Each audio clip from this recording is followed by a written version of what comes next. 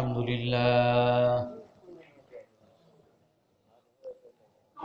لله نحمده ونستعينه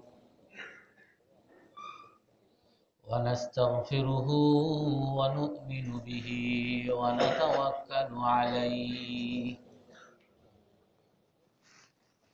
ونعوذ بالله من شرور أنفسنا ومن سيئات أعمالنا من يهده الله فلا مضل له ومن يضلله فلا هادي له ونشهد أن لا إله إلا الله وحده لا شريك له ونشهد أن سيدنا ومولانا محمدا عبده ورسوله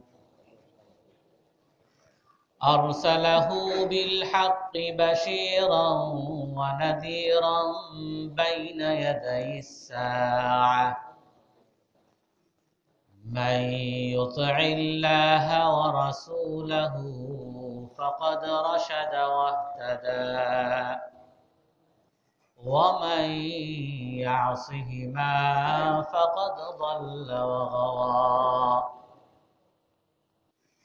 أما بعد فأعوذ بالله من الشيطان الرجيم بسم الله الرحمن الرحيم يا أيها الذين آمنوا استجيبوا لله وللرسول إذا دعاكم لما يحييكم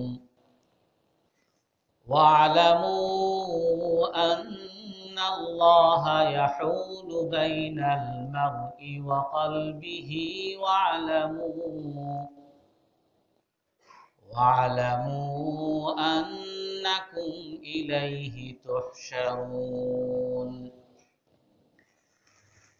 واتقوا فتنة لا تصيبن الذين ظلموا منكم خاصة واعلموا أن الله شديد العقاب صدق الله العظيم وقال النبي صلى الله عليه وسلم نعم الرجل عبد الله لو كان يقوم من الليل فيقول ابن عمر رضي الله عنه ما تركته أبدا قيام الليل أو كما قال عليه الصلاة والسلام সম্মানিত মুসল্লিয়ানে কেরাম, রাসূল সাল্লাল্লাহু আলাইহি ওয়াসাল্লামের অনুসরণ দ্বারা দ্বীনের উপর চলা সহজ এবং রাসূলের অনুসরণ ছেড়ে দিলে দ্বীনের উপর চলা কঠিন হয়ে যায়, তা নিয়ে আলোচনা হবে। আল্লাহ তাআলা কোরআনের মধ্যে বলেন, হে মুমিনগণ, তোমরা আল্লাহ এবং আল্লাহর রাসূলের আহ্বানে সাড়া দাও। যখন তোমাদেরকে আহ্বান করে, কারণ এই আহ্বানে সাড়া দেওয়া তোমাদেরকে জীবিত করবে। ইযা দাআকুম লিমা ইউহয়িকুম, আল্লাহ এবং আল্লাহর রসুলের আহ্বানে সাড়া দিলে মানুষ জীবিত হয়। অন্য এক আয়াতের মধ্যে আরো স্পষ্ট আছে, ইন্নামা ইয়াস্তাজিবুল্লাযীনা ইয়াসমাউন ওয়াল মাউতা ইয়াবআসুহুমুল্লাহু সুম্মা ইলাইহি ইরজাউন। আল্লাহ এবং আল্লাহর রসুলের ডাকে তারাই সাড়া দেয় যারা আল্লাহ এবং আল্লাহর রসুলের কথা শুনে এবং মৃত ব্যক্তিদেরকে আল্লাহ তাআলা কিয়ামতের দিন পুনরায় জীবিত করবে। অর্থাৎ আল্লাহর ডাকে জীবিতরা সাড়া দেয়, আর যারা সাড়া দেয় না তারা মৃত, আর মৃতদেরকে আল্লাহ তাআলা কিয়ামতের দিন আবার পুনরায় জীবিত করবে এবং জিজ্ঞাসা করবেন যে কেন তোমরা আল্লাহ এবং আল্লাহর রসুলের ডাকে সাড়া দাও নাই। তারপরের অংশে আল্লাহ তাআলা বলেন, ওয়ালামু আন্নাল্লাহা ইয়াহুলু বাইনাল মারই ওয়া কলবিহি, আর তোমরা জেনে রাখো আল্লাহ তাআলা মানুষের এবং মানুষের অন্তরের মধ্যে পর্দা ঢেলে দেন। এই কথা জেনে রাখো যে আল্লাহ তাআলা মানুষ এবং তার অন্তরের মধ্যে দেয়াল তৈরি করে দেন। ওয়াত্তাকু ফিতনাহ, আর তোমরা সতর্ক থাকো, ভয় করো সেই শাস্তির, যেই শাস্তি শুধুমাত্র তোমাদের মধ্যে অন্যায়কারীদের আসবে না, সবার উপরে আসবে। অর্থাৎ আল্লাহ এবং আল্লাহর রসুলের ডাকে যদি সাড়া দেয় তাহলে সে জীবিত হয়, আল্লাহ এবং আল্লাহর রসুলকে মানতে পারে। আর যদি আল্লাহ এবং আল্লাহর রসুলের ডাকে সাড়া না দেয়, রসুলের আদর্শকে না মানে, তার অন্তর বক্র হয়ে যায়, সে আল্লাহ এবং আল্লাহর রসুলকে মানতে পারে না। অন্য এক আয়াতের মধ্যে খুব স্পষ্ট আছে, ফালাম্মা যাগু আযাগাল্লাহু কুলুবাহুম, যখন তারা বাঁকা হয়ে গেছে আল্লাহ তাআলা তাদের অন্তরকেও বাঁকা করে দিয়েছেন। যখন মানুষ রসুলের সুন্নতকে মানবে না, রসুলের আদর্শকে অনুসরণ করবে না, রসুলের আদর্শকে উপেক্ষা করবে, আল্লাহ তাআলা তার অন্তরকে বাঁকা করে দিবেন। আর যদি আল্লাহ এবং আল্লাহর রসুলের ডাকে সাড়া দেয় তাহলে আল্লাহ ওই সকল মানুষকে আল্লাহর হুকুম এবং রসুলের আদর্শ অনুযায়ী চলাকে সহজ করে দিবেন। হযরত হানজালা রাদিয়াল্লাহু আনহু, উনি নতুন বিয়ে করছেন। নতুন বিয়ে করার পরে ওনার স্ত্রীর সাথে বাসর রাত হচ্ছে। তো স্ত্রীর সাথে শুয়ে আছেন, সেই সময় রাসূলের পক্ষ থেকে উহুদের যুদ্ধে আওয়াজ আসছে, ইয়া খাইলাল্লাহি ইরকাবি, হায় কোথায় সেই সকল মুজাহিদ যারা ঘোড়ায় করে জিহাদ করো, তোমরা তাড়াতাড়ি ঘোড়ায় আরোহণ করো, শত্রুদের বিরুদ্ধে ঝাঁপিয়ে পড়ো। যখন রাসূলের পক্ষ থেকে এই আহ্বান আসছে, তো সেই হানজালা রাদিয়াল্লাহু আনহু সেই অবস্থায় তার নতুন স্ত্রীকে ছেড়ে সেই উহুদের যুদ্ধে কাফেরদের বিরুদ্ধে ঝাঁপিয়ে পড়ছে। রাসূলুল্লাহ সাল্লাল্লাহু আলাইহি ওয়াসাল্লাম তাকাচ্ছেন, আকাশের দিকে তাকাচ্ছেন, আবার নিচের দিকে তাকাচ্ছেন, বলে যে তোমাদের এই সাথী হানজালা রাদিয়াল্লাহু আনহু যে আজকে শহীদ হয়েছে, তাকে তো আমি দেখতেছি ফেরেশতারা গোসল করাইতেছে।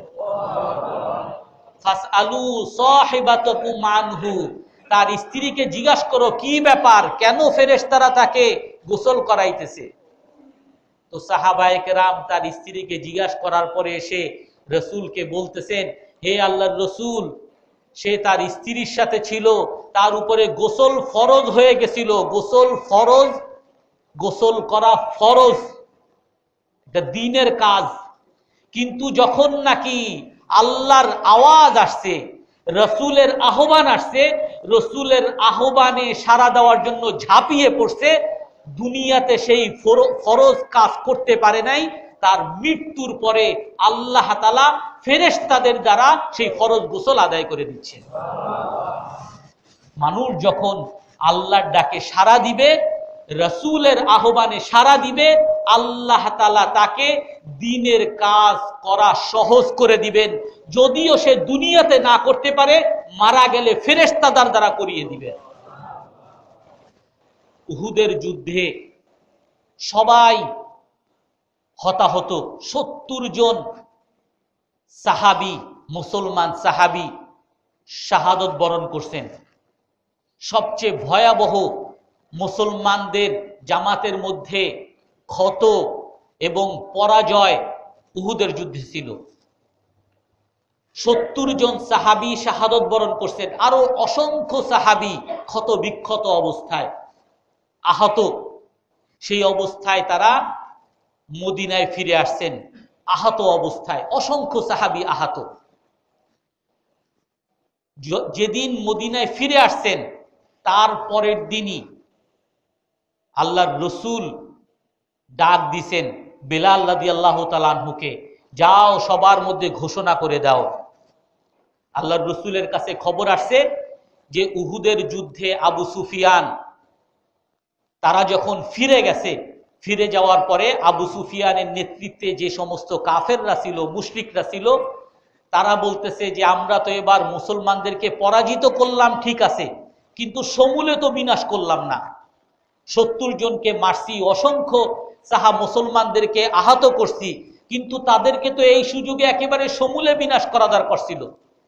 তারা কিছু দূর যাওয়ার পরে আবার তারা পণ করলো যে আমরা আবার মদিনায় আক্রমণ করব। আক্রমণ করে যারা আছে সবাইকে মেরে ফেলবো, যাতে ইসলামের কোনো নাম নিশানাও না থাকে। যখন রসুলের কাছে এই সংবাদ আসছে, তো রাসূলুল্লাহ সাল্লাল্লাহু আলাইহি ওয়াসাল্লাম বেলাল রাদিয়াল্লাহু তাআলা আনহুকে বলে দিয়েছেন, যাও ঘোষণা দাও, আলা ইয়াখরুজু মা'ানা লা ইয়াখরুজু মা'ানা ইল্লা মান শাহিদাল কিতাল আমস, ইন্নাল্লাহা ইয়া'মুরুকুম ইন্নার রাসূলা ইয়া'মুরুকুম বিতলাবি আদুবিকুম। বেলাল রাদিয়াল্লাহু তাআলা আনহু মদিনার অলিতে গলিতে ঘোষণা করতেছে, আল্লাহর রাসূল তোমাদের সকলকে আদেশ করছেন তোমাদের শত্রুদের ধাওয়া করতে, সবাইকে আবার আক্রমণের জন্য, অভিযানের জন্য বের হইতে বলছেন। আর তবে আল্লাহর রাসূল বলে দিছেন, যারা গতকাল যুদ্ধে অংশগ্রহণ করছে তারাই শুধু এই যুদ্ধে অংশগ্রহণ করবে, কারণ অনেকে অংশগ্রহণ করে নাই, তারা মুনাফিক ছিল। এই জন্য আল্লাহর রাসূল বলে দিছেন যে আবার তোমাদেরকে ওই শত্রুদের বিরুদ্ধে যুদ্ধে ঝাঁপিয়ে পড়তে বলছেন, তবে তারাই শুধু যুদ্ধে যাবে যারা গতকাল উহুদ যুদ্ধে অংশগ্রহণ করেছে। হযরত উসাইদ ইবনে হুযাইর রাদিয়াল্লাহু আনহু, ওনার শরীরে 10টা ক্ষত ছিল, 10টা আঘাত ছিল, আর উনি এতটাই আহত যে ওনার শরীর থেকে রক্ত পড়তেছিল। উনি ওষুধ তৈরি করে সেই ওষুধ ওনার শরীরের যে ক্ষত জায়গা, আঘাতের জায়গা, ওখানে উনি লাগাচ্ছিলেন। এই সময় রসুলের পক্ষ থেকে আওয়াজ আসছে, আল্লাহর রসুল তোমাদের সকলকে আবার যুদ্ধে যেতে বলছেন। হযরত উসাইদ ইবনে হুযাইর রাদিয়াল্লাহু আনহু, উনি ওনার যেই ওষুধ তৈরি করেছিলেন শরীরে লাগানোর জন্য, সেই ওষুধকে ফেলে দিলেন, ওই ক্ষত অবস্থায় আবার রসুলের সাথে বের হওয়ার জন্য বের হয়ে গেলেন। হযরত বনি সালমা গোষ্ঠী, বনি সালমা গোষ্ঠীর মধ্যে যখন রাসূলের এই আওয়াজ পৌঁছে, তো বনি সালমা গোত্রের মধ্যে 40 জন সাহাবী এরকম মারাত্মক আহত ছিল। তার মধ্যে নু'মান রাদিয়াল্লাহু আনহু, তার শরীরে 13টা আঘাত ছিল। উবাদা ইবনে সামিত, তার শরীরে 10টা আঘাত ছিল। এরকম অনেক সাহাবীর শরীরে আঘাত ছিল। রসুলের এই আওয়াজ শোনার পরেও তারা সবাই এরকম আহত, ক্ষত বিক্ষত অবস্থায় রসুলের সাথে রওনা করছেন। আব্দুল আশহাল গোত্রের 2 ভাইয়ের কথা আসাইব রাদিয়াল্লাহু আনহু বলেন যে 2 ভাই তাদের কাছে রসুলের সেই আওয়াজ আসছে, শত্রুদের বিরুদ্ধে যুদ্ধে যেতে হবে। কিন্তু সেই দুই ভাইয়ের মধ্যে দুজন আহত, তার মধ্যে একজন একটু কম আহত আর একজন একটু খুব মারাত্মক আহত। এখন তারা এক ভাই আর এক ভাইকে বলতেছে যে, হে ভাই, আতাফুতুনা হুজওয়াতুন মান নবী সাল্লাল্লাহু আলাইহি ওয়াসাল্লাম, দেখো রসুলের সাথে তো যেতে বলছে, কিন্তু আমাদের কোনো সামগ্রী নাই, কোনো বাহন নাই, আর আমরা দুজন আহত, হাঁটতে পারি না। কিন্তু এটা তো আমাদের সহ্য হয় না যে রসুলের সাথে আমরা যুদ্ধে যাওয়া থেকে বিরত থাকব, এটা তো হতে পারে না। তো দুজন রওনা করলেন। সেই আব্দুল আশহালের ভাই বলে যে, আমি আমার ভাইকে কাঁধে নিলাম, আমার ভাই আহত, এতটাই আহত যে হাঁটতে পারে না। ফাহামালতুহু আকাবা ওয়া মাশা আকাবা, আমি তাকে কাঁধে নিয়ে কিছুক্ষণ হাঁটলাম, তারপরে আমি আর তাকে কাঁধে নিয়ে হাঁটতে পারতেছিলাম না, আমিও আহত, আমি তাকে ছেড়ে দিলাম। সে আবার এই আহত অবস্থায়, রক্ত ঝরতেছে, এই অবস্থায় সে আবার কিছুক্ষণ একা একা হাঁটলো। আবার যখন সে পারতেছিল না, আমি আবার তাকে কাঁধে নিলাম। এভাবে আমরা দুইজন যেতে যেতে সেই হামরাউল আসাদ, যেখানে যাওয়ার কথা রাসূলুল্লাহ সাল্লাল্লাহু আলাইহি ওয়াসাল্লাম এবং সাহাবায়ে কেরাম যেখানে পৌঁছেছেন, আমরাও সেই আহত অবস্থায়, রক্ত ঝরতেছে আমাদের শরীর থেকে, সেই অবস্থায় রসুলের সেই ডাকে আমরা সাড়া দিছি, রসুলের কাছে চলে গেছি। আর রসুল ওই বনি সালমা গোত্রের 40 জন আহত, ক্ষত বিক্ষত, রক্তাক্ত অবস্থায়, তাদেরকেও আসতে দেখে রসুল আল্লাহর দরবারে হাত তুলে ফেলছেন, হে আল্লাহ, আল্লাহুম্মা আরহাম বনি সালমা, হে আল্লাহ, এই সালমা গোত্রকে আপনি রহম করেন। আমি তো কিছুই করতে পারতেছি না তাদের, তারা ক্ষত বিক্ষত, কিন্তু তারপরও আমি যখন তাদেরকে ইসলামের জন্য ডাক দিছি, তারা এই আহত অবস্থায় চলে আসছে, আপনি এই সালমা গোত্রের উপরে রহম করেন। সে 7 তবক আসমানের উপর থেকে আল্লাহ তাআলাও বসে থাকতে পারেন নাই, আল্লাহ তাআলা আয়াত নাযিল করছেন, আল্লাযীনা ইসতাজাবু লিল্লাহি ওয়ার রাসূলি মিন বাদি মা আসাবাহুমুল কারহ লিল্লাযীনা আহসানু মিনহুম ওয়াত্তাকাউ আজরুন আযীম। যেই সকল সাহাবাগণ আল্লাহ এবং আল্লাহর রসুলের আহ্বানে সাড়া দিয়েছে, যারা ভালো কাজ করেছে, আমি তাদের জন্য মহান বিনিময় রাখছি। আল্লাযীনা ক্বালা লাহুমুন নাস, যে সকল মানুষকে মানুষ যখন বলছে, ইন্নান নাসা ক্বাদ জামাউ লাকুম ফাখশাউহুম ফাযাদাহুম ঈমানা, যে হে মুসলমানরা, তোমাদের জন্য কাফেররা নতুন করে আবার একত্র হয়েছে, তোমাদেরকে সমূলে বিনাশ করে দিবে।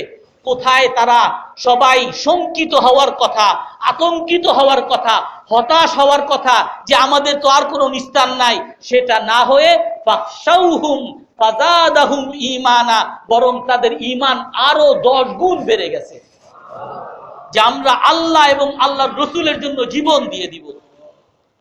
যখন তারা আল্লাহর রসুলের ডাকে সাড়া দিছে, তখন কি শুধুমাত্র আল্লাহ তাআলা তাদেরকে সান্ত্বনা দেওয়ার জন্য, তাদের প্রশংসা করার জন্য কোরআনের আয়াত নাজিল করছেন? শুধু তাই না, আল্লাহ তাআলা বলেন, ফানকালাবু বিনি'মাতিম মিনাল্লাহ ওয়া ফাদলিন লাম ইয়ামসাসহুম সু ওয়াত্তাবাউ রিদওয়ানাল্লাহ। যখন তারা আল্লাহ এবং আল্লাহর রসুলের ডাকে সাড়া দিছে, যখন তারা হামরাউল আসাদ জায়গায় সমস্ত মুসলমান আহত অবস্থায় একত্রিত হয়েছে, ওই কাফেররা আতঙ্কিত হয়ে ভয় পেয়ে তারা সেখান থেকে পালিয়ে গেছে। মুসলমানগণ যুদ্ধ করতে গেছেন, আল্লাহ তাআলা বলেন তাদের কোনো যুদ্ধ করতে হয় নাই, লাম ইয়ামসাসহুম সু, তাদের কোনো আঘাত, কোনো ক্ষতি তাদের হয় নাই, তাদেরকে আমি আবার সহি সালামতে মদিনায় ফিরিয়ে আনছি। তারা ওই ইসলামকে মানতে চেয়েছে, আমি তাদেরকে সুন্দরভাবে ইসলামকে মানা, রসুলকে মানা, আল্লাহ এবং আল্লাহর রসুলের ডাকা আহ্বানে সাড়া দেওয়াকে আমি সহজ করে দিয়েছি। শুধু তাই না, ওয়াত্তাবাউ রিদওয়ানাল্লাহ, আর তারা গিয়েছে, মদিনায় ফিরেছে, আল্লাহ তাআলার সন্তুষ্টি নিয়ে ফিরছে। আল্লাহ তাআলা সন্তুষ্ট হয়ে গেছেন। আল্লাহ তাআলা যদি সন্তুষ্ট হন, আর কি লাগবে? যালিকাল ফাউজুল আযীম, এটাই মহান সফলতা। তো আল্লাহ তাআলার হুকুম এবং রসুলের আদর্শকে যদি কেউ মানে, তো আল্লাহ তাআলা তার দ্বীন মানা সহজ করে দেন। সাহাবায়ে কেরাম রসুলের আদেশকে সেজন্য তারা তিলে তিলে মানতেন। এক সাহাবী হযরত জাবির ইবনে সুলাইম রাদিয়াল্লাহু আনহু, উনি বলেন যে আমি একবার রসুলের দরবারে আসছি। রসুলের দরবারে আসার পরে আমি দেখলাম একজন মানুষ বসে আছে, আর সবাই সে যা বলে সবাই তার কথা শুনতেছে। আমি সেই রসুলের কাছে এসে বলতেছি, আনতা রাসূলুল্লাহ, আপনি কি আল্লাহর রসুল? তো আল্লাহর রসুল উত্তর দেন কি, যে হ্যাঁ, আমি সেই আল্লাহ তাআলার রসুল, যেই আল্লাহ যখন তুমি কোনো বিপদে পড়ো আর বিপদে পড়ে আল্লাহকে যখন ডাকো, সেই আল্লাহ তোমার বিপদকে সরিয়ে দেয়। তো তারপর সে বলতেছে, ইহাদাল ইলাইয়া, আমাকে কোনো নসিহত করেন, আপনি আমাকে কোনো আদেশ করেন। তো রসুল তাকে বলতেছেন, গ্রাম্য মানুষ, লা তাসুব্বান্না আহাদা, তুমি কখনো কাউকে গালি দিবা না। আবার বললেন, আমাকে আরো কিছু আদেশ করেন। রসুল বললেন, লা তাহকিরান্না মিনাল মারুফি শাইআ, তুমি কখনো কোনো ভালো কাজকে খাটো মনে করবে না। ওয়ালাউ আনতালকা ওয়াজহা আখিকা ওয়া আনতা মুনবাসিতুন ইলাইহি ফা ইন্না যালিকা মিনাল মারুফ, তুমি যদি কোনো ভালো কাজ নাও করতে পারো, তোমার একটা ভাইয়ের সাথে হাসি মুখে তার সামনে আসলা, এটাই একটা ভালো কাজ, এটাকেও কখনো ছেড়ে দিবা না। ভালো কাজকে কখনো খাটো মনে করবা না। এমনকি ইরবাদ ইবনে সারিয়া রাদিয়াল্লাহু আনহু, উনি একবার এসে ওনার স্ত্রীকে, বসে আছে স্ত্রী, পানি এনে পানি খাওয়াচ্ছে, পানি ঢেলে তারপরে স্ত্রীকে পানি দিতেছে। তো স্ত্রী অবাক হয়েছে, আপনি আমাকে পানি খাওয়াচ্ছেন কেন? বলে, আমি আজকে আল্লাহর রসুলের কাছে একটা হাদিস শুনছি, ইযা সাকা আহাদাকুম ইমরাআতাহু উজির, যখন তোমাদের কেউ তোমাদের স্ত্রীকে, তোমাদের কোনো নারীকে পানি পান করাও, আল্লাহ তাআলা এর বিনিময়ও দান করবেন। আমি রসুলের সেই আদেশ শুনে, আমি সেই সওয়াব পাওয়ার আশায় আমি আজকে তোমাকে পানি পান করাই দিছি। খুব সামান্য যদি ভালো কাজ হয়, এটাকেও কখনো খাটো মনে করবে না। আমাদের মসজিদে কত মানুষ আসে। গত সপ্তাহে একজন বলছিল যে আপনি তো এত সুন্নতের কথা বলেন, কিন্তু মানুষ তো মানে না, মানুষ তো কিছুই শুনে না। মানুষ যে আপনার মসজিদে আসে, এটাই তো অনেক বড় কাজ। যদি মসজিদে না আসতো, তাহলে ওই সমস্ত মানুষের মতো হয়ে যেত যারা বলে যে আজান শুনলে মানুষের বিরক্তি আসে, আজানের দ্বারা মানুষের শব্দ দূষণ হয়, কেন এগুলোকে বন্ধ করা হয় না? কেমন রাস্তাঘাটে এরকম ওয়াজ মাহফিল করা হয়, কেন তাবলিগের মাহফিল হয়, এগুলোকে কেন বন্ধ করা হয় না? আজকে যে আপনার মসজিদে মানুষ আসতেছে, এটাও একটা বড় কাজ, এটাকেও মূল্যায়ন করতে হবে। আমরা যদি এটার মূল্যায়ন না করি, আমার সেই ভাই ওই আযাবের মধ্যে পড়ে যাবে, যে আযাব আমি এই আয়াতের মধ্যে বলছি। তোমরা সেই আযাবের ব্যাপারে সতর্ক থাকো। রসুলের সুন্নত মানবো না, আল্লাহ তাআলার সেই আযাব আসবে, অন্তর বক্র হয়ে যাবে, ভালো কাজ ভালো লাগবে না, রসুলের সুন্নতকে খারাপ লাগবে। তো হযরত জাবির ইবনে সুলাইম রাদিয়াল্লাহু তাআলা আনহু বলতেছেন, আমাকে উপদেশ করেন। রসুল বলতেছেন, ইরফা ইজারাক, তুমি তোমার পায়ের, তোমার যে পায়জামা আছে, লুঙ্গি আছে, এটাকে উঁচু করো। যদি তোমার ফাইন আবাইতা, যদি নিচু করতেই হয়, পায়ের গোড়ালি পর্যন্ত করবা, পায়ের গোড়ালির নিচে করতে পারবা না। ফাইন্না ইসবাল আল ইজারি মিনাল মিখিয়ালা, কারণ পায়ের গোড়ালির নিচে তোমার কাপড় ফেলা, এটা হলো অহংকার। ইন্নাল্লাহা লা ইউহিব্বুল মিখিয়ালা, আল্লাহ তাআলা অহংকারকে পছন্দ করেন না। সেই জাবির ইবনে সুলাইম রাদিয়াল্লাহু তাআলা আনহু কি বলেন, যে রসুল আমাকে এই সকল আদেশ করার পরে ফামা সাবাবতু আহাদান ওয়ালা বাঈরান ওয়ালা শাতান, আমি রসুল আমাকে বলছেন কাউকে গালি দিতে না। রসুলের সেই আদেশ পাওয়ার পরে আমি কোনো মানুষকে তো গালি দেওয়া দূরের কথা, কোনো শত্রুকে গালি দেওয়া দূরের কথা, এমনকি আমার গরু, ছাগল, হাঁস, মুরগি কাউকেই আমি কোনোদিন গালি দেই নাই। রসুল সাল্লাল্লাহু আলাইহি ওয়াসাল্লাম একদিন বলেন, নি'মা খুরাইমুল আসাদি লাউমা কানা ইসবালুল ইজার ওয়া তুলু জুম্মাতি। খুরাইমুল আসাদি রাদিয়াল্লাহু আনহু এক সাহাবী, সে কত ভালো সাহাবী, যদি না তার পায়ের গোড়ালির নিচে যদি তার পায়জামা না যেত, তার চুল যদি তার কানির লতির নিচ পর্যন্ত না যেত, কত ভালো সাহাবী সে। যখনই এই কথা গেছে খুরাইমুল আসাদি রাদিয়াল্লাহু আনহুর কাছে, আবু দারদা রাদিয়াল্লাহু আনহু বলেন, খুরাইমুল আসাদি এই কথা শোনার সাথে সাথে একটা কেচি নিছেন, কেচি নিয়ে প্রথমে ওনার চুল যে লম্বা ছিল কানের লতি থেকে নিচে, এটাকে কাটছেন। তারপরে উনি ওনার পায়জামা যেটা গোড়ালির নিচে ছিল সেটাকে উনি কাটছেন। হযরত আব্দুল্লাহ ইবনে ওমর রাদিয়াল্লাহু তাআলা আনহু উনি বলেন, রসুলের যুগে সবাই রসুলকে, যারা স্বপ্ন দেখতো রসুলের কাছে এসে স্বপ্ন বলতো। তো আমারও অনেক শখ, যদি আমি এরকম কোনো স্বপ্ন দেখতে পারতাম তাহলে রসুলের কাছে এসে সেই স্বপ্ন বলতাম, আর রসুল সেই স্বপ্নের তাবির করত। তো হযরত আব্দুল্লাহ ইবনে ওমর রাদিয়াল্লাহু তাআলা আনহু বলেন যে আমি সেই যুগে যুবক ছিলাম আর মসজিদে থাকতাম।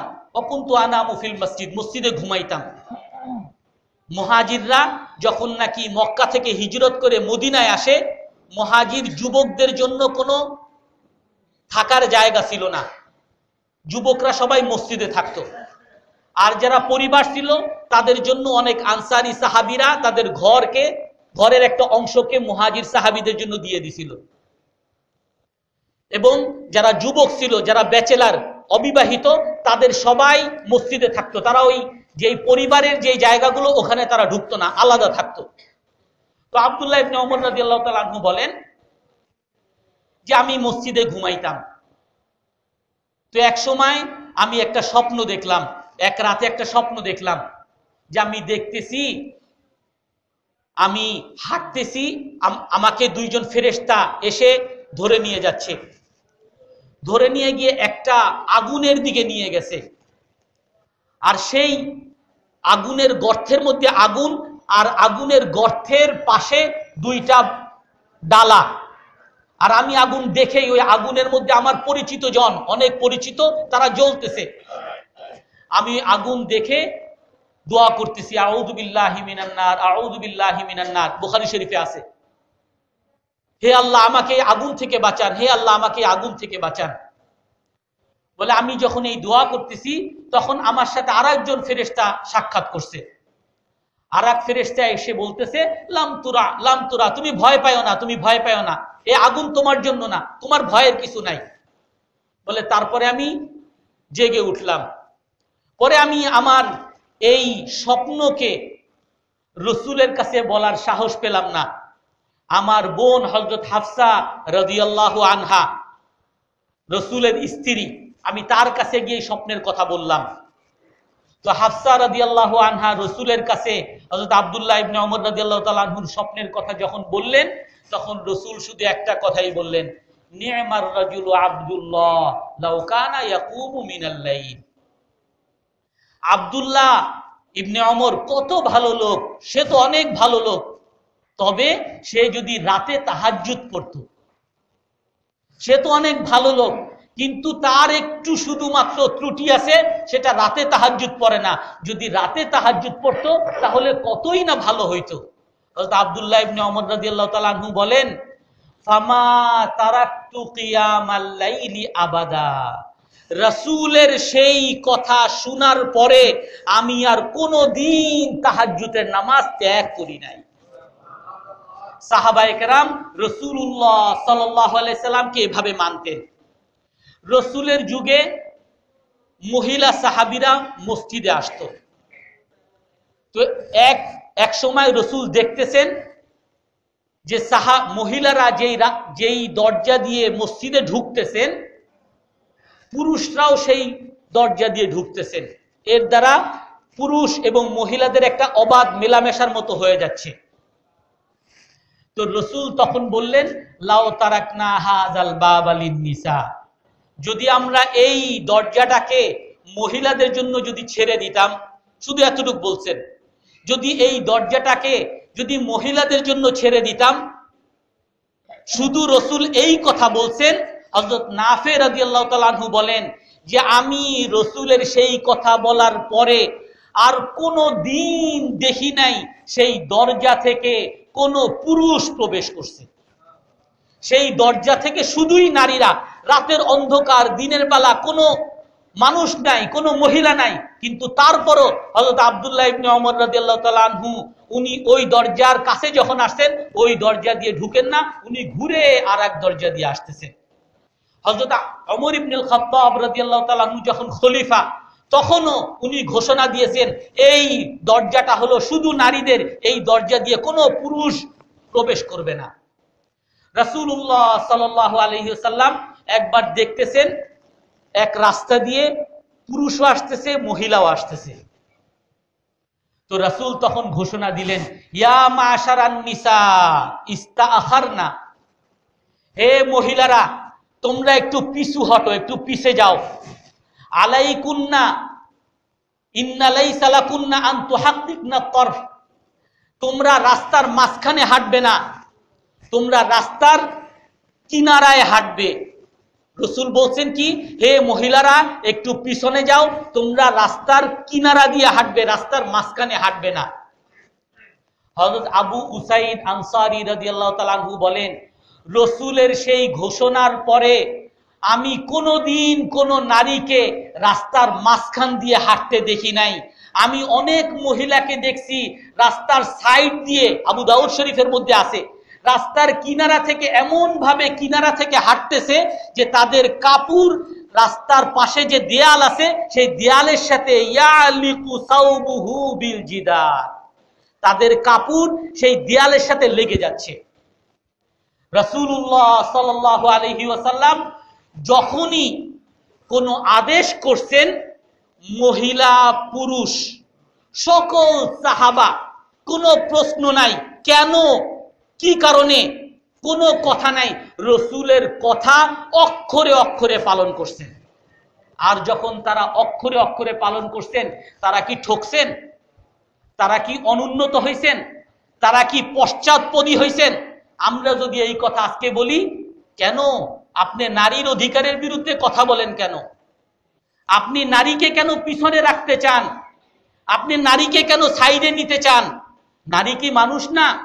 অবশ্যই মানুষ।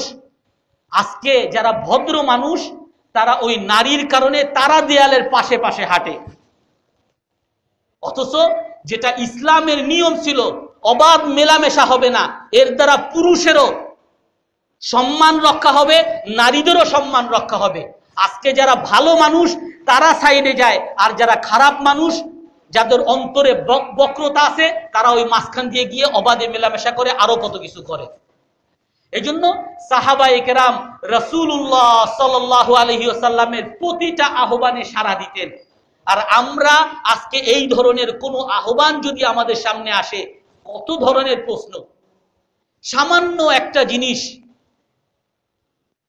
আল্লাহর রাসূল এক হাদিসের মধ্যে বলছেন, অনেক কঠিন হাদিসটা, সালাসাতুল লা ইয়ানজুরু ইলাইহিম ওয়া লা ইউকাল্লিমুহুমুল্লাহু আবাদা, তিন ব্যক্তির এমন হবে কিয়ামতের দিন আল্লাহ তাআলা তার দিকে তাকাবেন না, তার সাথে কথাও বলবেন না। হযরত আবু দারদা রাদিয়াল্লাহু আনহু, ওই সাহাবী দাঁড়িয়ে গেছেন, হে আল্লাহর রাসূল, খাবু ওয়া খাসিরু মানহুম ইয়া রাসূলুল্লাহ, হে আল্লাহর রাসূল, এরকম যদি হয় যে এই তিন ব্যক্তির সাথে আল্লাহ কথাও বলবেন না, তাকাবেনও না, তাহলে তো এরা শেষ, এরা তো ব্যর্থ, এরা তো ধ্বংস। একটু দয়া করে বলে দেন কারা কারা তারা। রাসূল বলেন, তারা হলো আল মুসবিলু আল মুনফিকু আল মান্নানু। একজন হলো যে নাকি মিথ্যা কসম বলে তার সামগ্রীকে বিক্রি করে। ব্যবসায়ী মিথ্যা বলে তার সামগ্রীকে বিক্রি করে, যে ভাই সত্যি বিশ্বাস করেন এটা 200 টাকা দিয়ে কিনছি, আপনার জন্য আর 5 টাকা ছাড়তেছি, 195 টাকা আপনার জন্য। যে মিথ্যা বলে তার সামগ্রীকে, তার পণ্যকে যে বিক্রি করে, আল্লাহ তাআলা তার দিকে তাকাবেন না। আর এক ব্যক্তি হলো যে দয়া করে কিন্তু খোটা দেয়, যে তোমারে না এই দিছিলাম, তোমারে না চাকরিটা নিয়ে দিছিলাম, তোমার মেয়েরে না এটা দিছিলাম, যে খোটা দেয়, দয়া করার পরে আবার খোটা দেয়। আর তৃতীয় হলো ওই ব্যক্তি যে নাকি তার কাপড়কে তার পায়ের গোড়ালির নিচে নিয়ে যায়। এটা কোনো কঠিন কাজ না আমাদের জন্য, এমন কিছু না যদি কেউ পায়ের গোড়ালির উপরে তার প্যান্টটা পরে তাহলে যে একেবারে বিরাট ক্ষতি হয়ে যাবে, কিছু না, সামান্য। যে আমাকে হয়তো একটু ব্যাকডেটেড বলতে পারে, আমি যাদেরকে আদর্শ মনে করি, যাদেরকে ফলো করি, তারা তো এরকম করে প্যান্ট পরে না।